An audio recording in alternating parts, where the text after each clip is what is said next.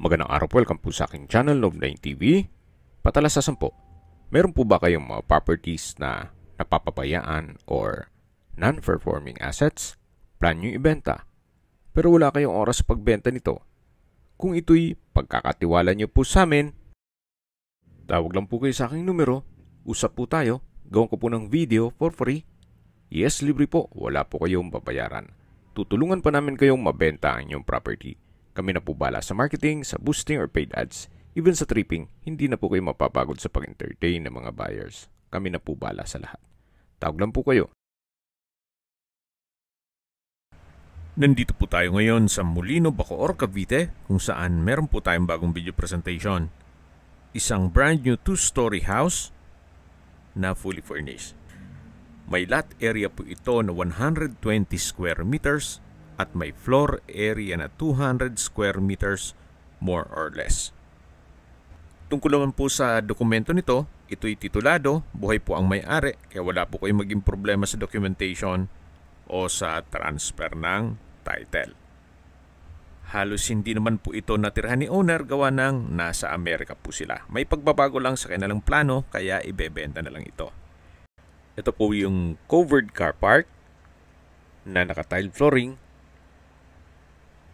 at kakasya po ang dalawang sedan. Then, ito naman po yung 4-stage na water filtration. Sa dulo po yung water tank at Jetmatic water pump.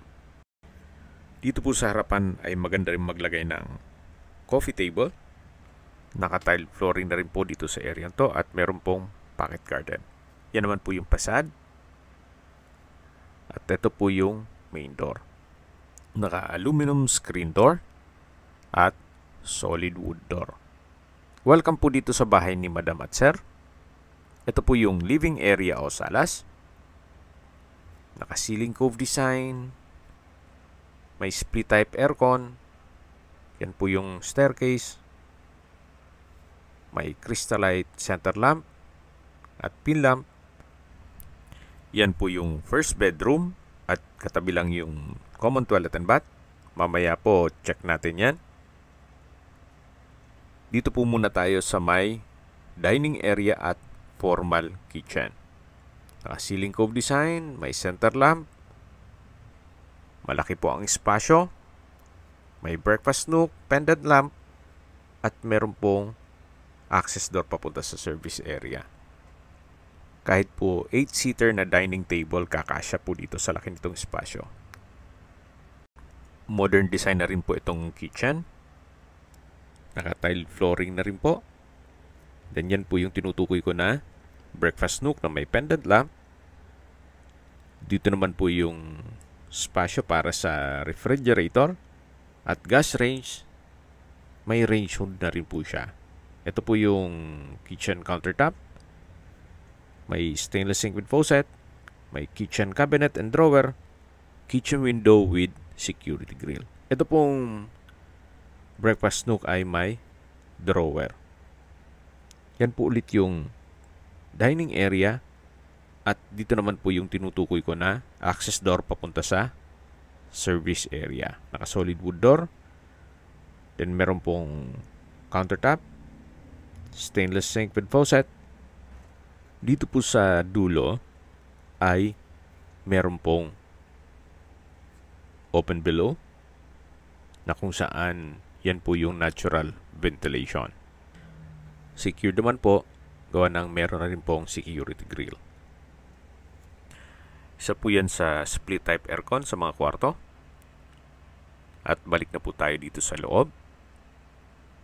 Ito po ulit yung dining area. At yan po yung formal kitchen. Ito po yung access door papunta sa garahe. Naka-solid wood at meron rin pong aluminum screen door. Diyan po tayo pumasok kanina sa main gate. Wala naman pong issue dito sa water supply. Nagkataon lang po na ilagyan nila para in case ng water shortage, hindi na po magkakaproblema. So balik naman po ulit tayo dito sa may living area at ito na po yung first bedroom. kung meron man po kayong PWD or senior citizen sa pamilya, ito na pong kwarto na to ang para sa kanila. Malaki naman po ang espasyo, naka-tile flooring, pulido ang pagkapintura ng ceiling at wall, at ito po ay naka-solid wood door. Katabi lang po nito ang toilet and bath. At may mga outlet na rin po yan. Ito po yung tinutukoy ko na toilet and bath. May bathroom countertop, hand wash basin, bathroom cabinet, hot shower set, overhead shower, water closet at bidet, at naka-tile bathroom wall. Actually, kahit po naka-wheelchair, pasok naman po. Yun po ang kagandahan dun sa disenyo ng banyo. Malaki po yung espasyo niya. Anyway, balik po ulit tayo dito sa living area o salas. May split type aircon at nandito na po tayo sa hagdan. Ito po yung naka wooden staircase, tubular handrail at railing. Samahan niyo po ako. Akyat po tayo. At nandito na po tayo sa second floor. Ito po yung family area. Malaki din po ang space. Check natin yung second bedroom. Ito pong natatanaw nyo na washing machine. Well, hindi po talaga yung nakapwesto dyan. Baka kasi may magkomento, bedroom but may washing machine. Sadyang nilagay lang muna yan dyan. So, mapapansin nyo po, itong bed frame and mattress ay may mga plastic pa. Brand new po yan. Brand new din tong split type aircon. Naka-tile flooring na rin po. At yung sliding glass window ay may security grill. Meron din pong ceiling fan. Ito naman po yung third bedroom o master bedroom. Napakalaki po nitong espasyo. May ceiling fan, naka-tile flooring, bed frame and mattress which is brand new rin, ceiling cove design, pin lamps, split type aircon, then meron pong customized glass window and wall. Corner window po yan. Same design lang po ang tile flooring. Dito naman po sa kabilang side ay pwede pong maglagay ng sitting area. Then dyan po pwesto na rin yung TV para kung manonood kayo, relax lang. Then maglagay na rin po ng Lazy Boy recliners or motion sofa. Dito naman po yung walk-in closet. Sa dulo may sliding window with security grill. At ito naman po yung toilet and bath. May bathroom countertop, bathroom cabinet, water closet with bidet, shower enclosure, hot shower set, overhead shower, at from floor to ceiling po ang tile bathroom wall. Ito po yung toilet and bath at ito naman yung walk-in closet ng master bedroom. Tunghayin niyo po ulit. Napakalaki po nitong espasyo. Ang kagandahan po dito sa property na to ay wala na po kayong ipapagawa. Ready for occupancy. Lilipatan nyo na ang kaagad. Lipat na po tayo dito sa fourth bedroom.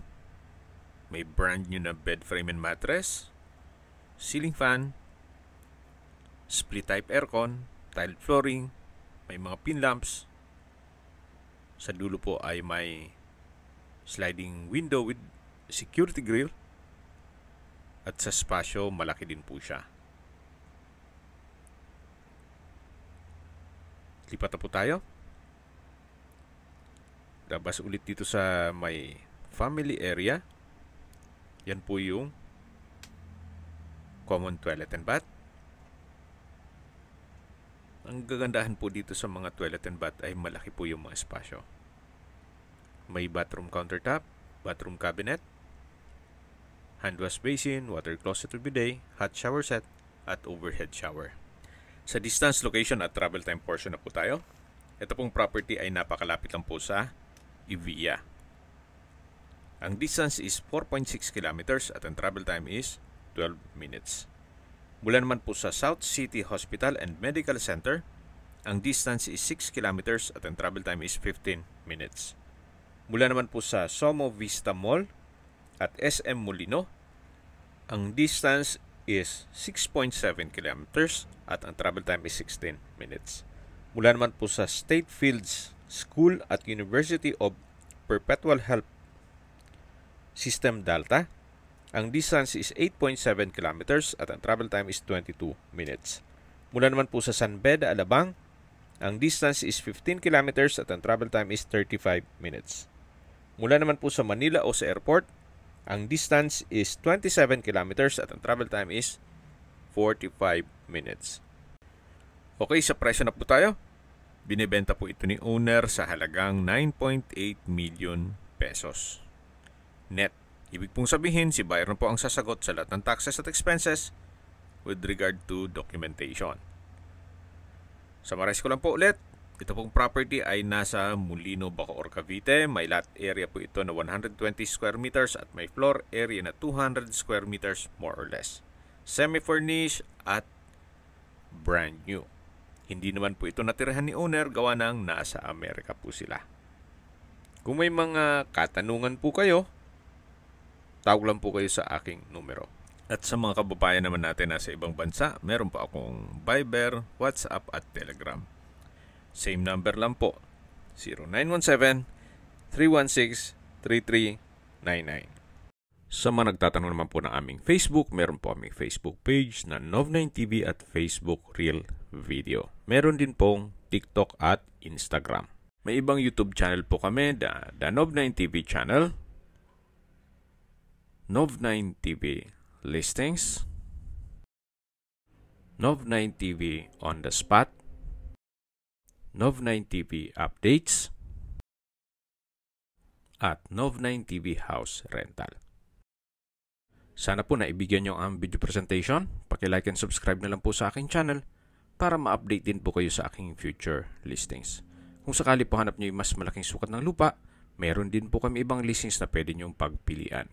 Huwag po kayong mag-atubiling tumawag sa amin. Then, let us know your budget para malaman namin kung anong property pwede naming ilog sa inyo. Sa lahat pong viewers, subscriber at nagtiwala po sa amin, salamat po sa suporta. Ingat po kayo lagi at yung pamilya. Maraming salamat po.